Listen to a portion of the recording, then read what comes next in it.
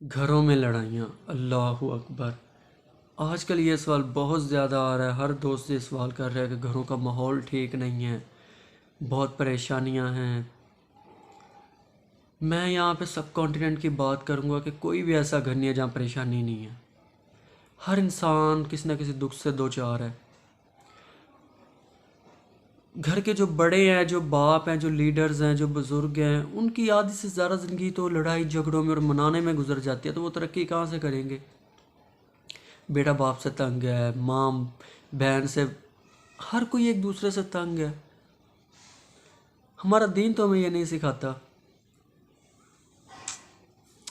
मैं इतना इस बात को लेके आज सोच रहा था, मैंने कहा इस टॉपिक पे वीडियो बनाता हूँ।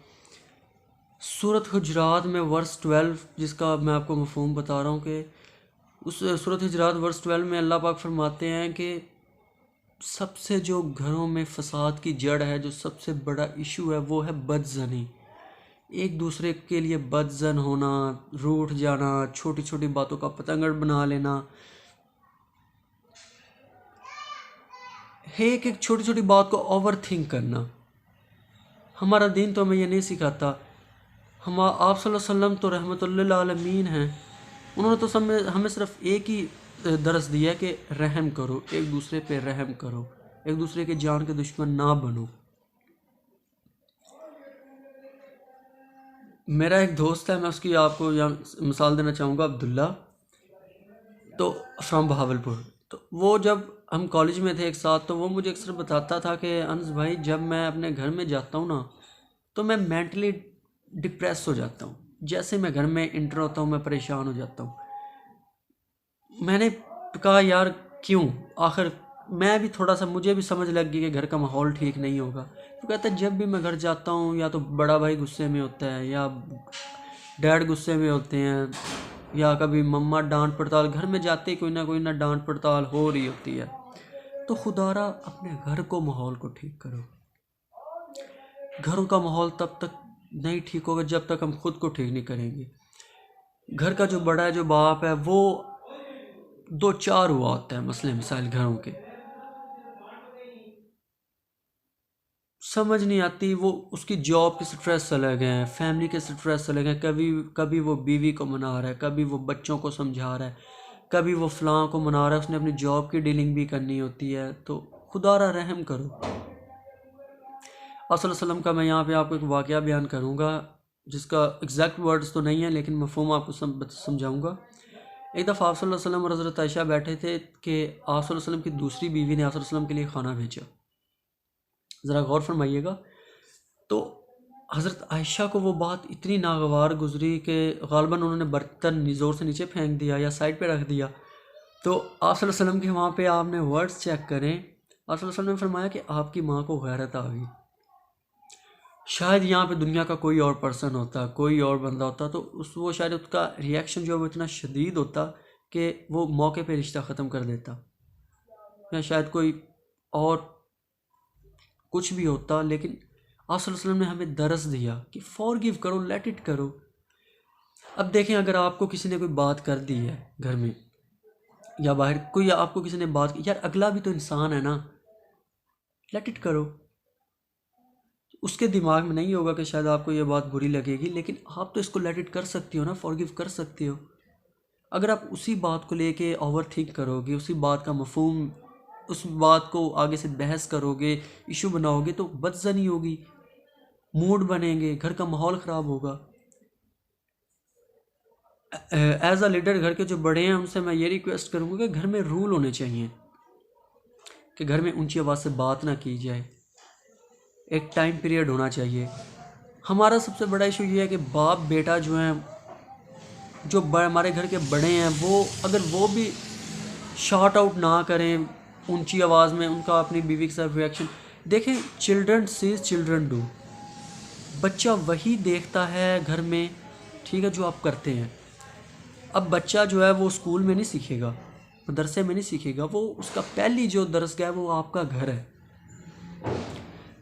बहुत से मेरे दोस्त मुझसे कहते हैं कि यार हमारे जो यंग जनरेशन है, जो यूथ है, आई थिंक 8 से 12-14 ईयर्स, उनका जो है वो, यार उनका ना दिमाग ही अजीब है, हर बात पे गाली देना। आप देख सकते हैं स्ट्रीट्स पे लड़के खड़े होते हैं, गाली देना उनके लिए एक आम सी, देखें जो आजकल बच्चा गाली दे रहा है ना, सब उसे कहते हैं यार ये अच्छा बच्चा है, और जो चुप कर जाते हैं कहते हैं यार ये तो सीधा साधा भोला भाला है। तो ये तरबियत का फ़र्क है। अपने बच्चों के, जो आपके बच्चों का लोगों के साथ, जिन दोस्तों के साथ उनका जो है, वो आप चेक करें कि उनके दोस्त कैसे हैं। गलत दोस्तों के साथ रहेंगे तो वो गलत होंगे, ठीक है। सपोज दैट अब बदजनी जो है, बदजनी की बात करते हैं। देखें, अगर आपसे कोई गुस्से में बात करता है, सपोज, ठीक है, बड़ा भाई करता है, बाप करता है, माँ करती है, कोई करता है, ठीक है, सपोज वो आपसे गुस्से में बात करता है, अगर आप एट अ टाइम उसका रिस्पॉन्स देंगे, रिएक्शन देंगे, तो उससे नुकसान क्या होगा? आप बोलेंगे, फिर अगला बोलेगा। तो सब्र करें। हमारा जो प्यारे नबी सल्लल्लाहु अलैहि वसल्लम ने हमें सबक दिया वो फॉरगिव करो, रहम करो, एक दूसरे की जानों के दुश्मन ना बनो।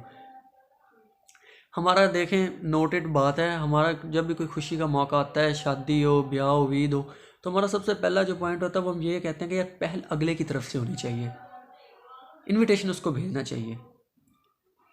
यार हम भी तो कर सकते हैं ना, अगला नहीं कर रहा तो हम तो कर सकते हैं ना। अल्लाह ताला तो हमें देख रहा है ना, वो तो हमारे रिएक्शन एक्शन चेक कर रहा है, वो तो हमारे इंटेंस चेक कर रहा है कि हम क्या कर रहे हैं। अल्लाह हमने तो अल्लाह को जवाब देना है ना। हमें अगला पहल करे, गलती कर रहा है, जो कर रहा है फॉरगिव करो। हम अपने आप को ठीक करें। बाप जो हैं, जो घर के बड़े लीडर हैं, वो घर का रोल मॉडल होते हैं, ठीक है। और जिस घर में बेटी जैसी नेमत है, उस घर में ऊंची आवाज़ में बात करना मैं तो हराम समझता हूँ, क्योंकि बेटी बहुत ही नाजुक सा फूल जैसे होते हैं, तो उनका दिल बहुत नरम होते हैं। तो मैं तो इस बात को, मैं अक्सर जब बैठा होता हूँ अपने दोस्तों के साथ, तो सबसे पहले जो मेरा पॉइंट होता है ना, वो उन्हीं को बताना होता है कि यार आपका क्या रवैया है घर में। फिर वो मुझे अपना रवैया बताते हैं, माहौल। तो मेरे जितने भी दोस्त हैं, जो ताल्लुकात वाले हैं, मेरे सबसे बेस्ट पॉइंट होता है कि मैं उनको बताऊं, उनको सिखाऊं।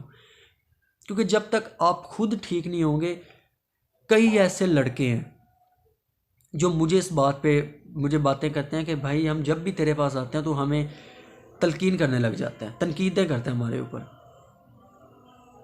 यार दोस्त वो नहीं होता, या आपका कोई वो नहीं होता कि आपके पास बैठा, आपके साथ खाया पिया, मोबाइल यूज़ किया, बस आप कौन मैं कौन।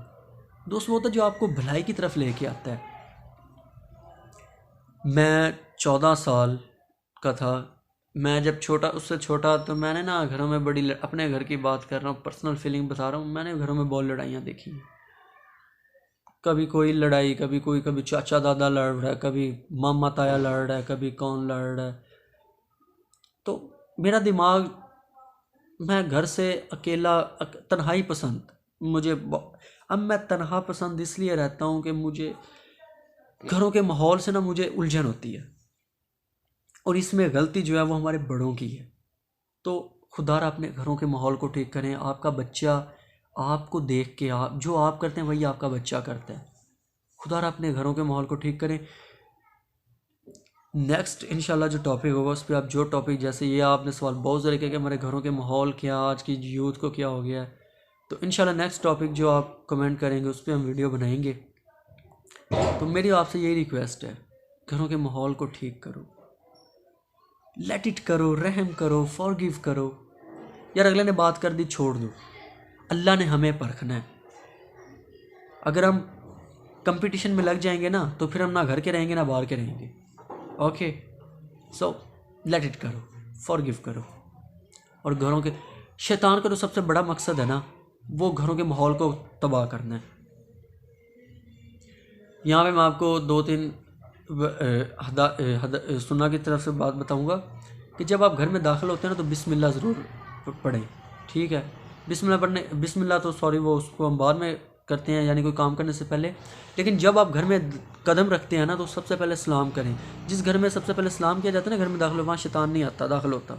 उसके बाद आप घर में कोई भी काम कर रहे हैं, दरवाज़ा बंद कर रहे हैं, बर्तन रख रहे हैं, खाना खा रहे हैं, कोई काम भी कर रहे हैं, तो आप बिस्मिल्लाह ज़रूर पढ़ें, बरकत होती है।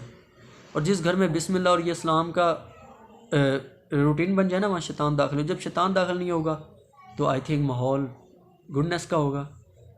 ठीक है, तो खुदा अपने घरों के माहौल को ठीक करे। Thank you. अल्लाह पाक अमल की तौफीक अता फरमाए। जज़ाकल्लाह।